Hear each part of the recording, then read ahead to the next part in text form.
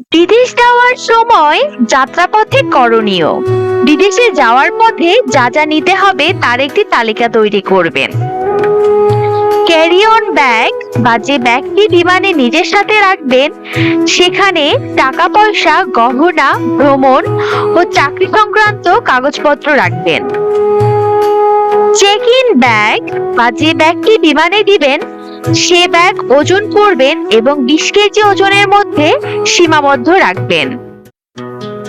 ব্যাগটি দড়ি বা প্যাকিং ট্যাপ দিয়ে শক্ত করে বেঁধে নেবেন যাতে যাত্রাকালীন সময়ে ব্যাগ ছিঁড়ে না যায়। ভ্রমণের জন্য হালকা কিন্তু শক্ত উপাদান দিয়ে তৈরি এমন ভালো তালার ব্যবহার সহ ব্যাগ কিনবেন। প্রতিটি ব্যাগে নাম, ঠিকানা ও ফোন নম্বর লিখে রাখবেন।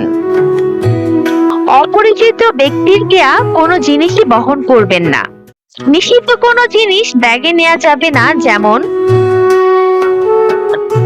ব্লেড, কাঁচি, ছুরি ইত্যাদি। প্লেনে ও এয়ারপোর্টে ধূমপান নিষিদ্ধ। প্লেনে মোবাইল ফোন ও ট্রানজিটার রেডিও ব্যবহার করা নিষেধ। দুর্গন্ধ বের হয় এমন জিনিস যেমন মাছ, মাংস, ডিম, অন্যান্য পোল্ট্রি জাতীয় খাবার, ফুল ফল জাতীয়, পান, গুল, সাদা পাতা ইত্যাদি। ইমিগ্রেশন কাউন্টারে প্রার্থীর পাসপোর্ট, ভিসা, জনশক্তি ব্যুরোর ছাড়পত্র ইত্যাদি পরীক্ষা করে সঠিক থাকলে কেবল পাসপোর্টে সিলমোহর করে প্রার্থীকে ভিতরে প্রবেশ করার অনুমতি দেওয়া হয় এবং সেখানে বিমানের আরোহণের পূর্বে অপেক্ষা করতে হয়।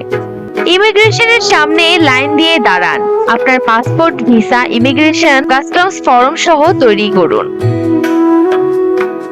অফিসার আপনার পাসপোর্ট ওই দেশে গমনের তারিখ সহ সিল দিয়ে দেবে। বিমানে কি করবেন?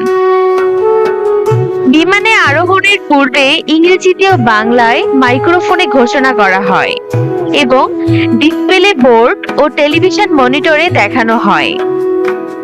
ঘোষণার পরেই বোর্ডিং কার্ড হাতে নিয়ে বিমানের দিকে অগ্রসর হতে হয়। বিদেশে পৌঁছানোর পর বিমানবন্দরে করণীয়। ব্যাগেজ সংগ্রহের জন্য কনভেয়ার বেল্টের সামনে দাঁড়ান। কনভেয়ার বেল্টের ওপর আপনার ফ্লাইট নম্বর দেয়া থাকবে, সেটা খেয়াল করুন। কাস্টমস আপনার কাস্টমস ডিক্লারেশন ফর্ম দিন। কাস্টমস অফিসার চাইলে ব্যাগ খুলে দেখান। হারানো ব্যাগ খোঁজা। বেল্টে ব্যাগ না পাওয়া গেলে বা ব্যাগ হারানো গেলে সাথে সাথে এয়ারলাইন্স কর্তৃপক্ষকে জানান এবং ক্লেম ফর্ম পূরণ করুন। প্রয়োজনে তথ্য কেন্দ্রের সহায়তা নিন। এয়ারলাইন্স আপনার ব্যাগ খুঁজে বের করে আপনার চূড়ান্ত গন্তব্যে যোগাযোগ করবে। আপনার হারানো ব্যাগ আপনাকে পৌঁছে দেয়া হবে। না পাওয়া গেলে টিকিটে উল্লেখিত নীতিমালা অনুযায়ী আপনাকে ক্ষতিপূরণ দেওয়া হবে। ধন্যবাদ।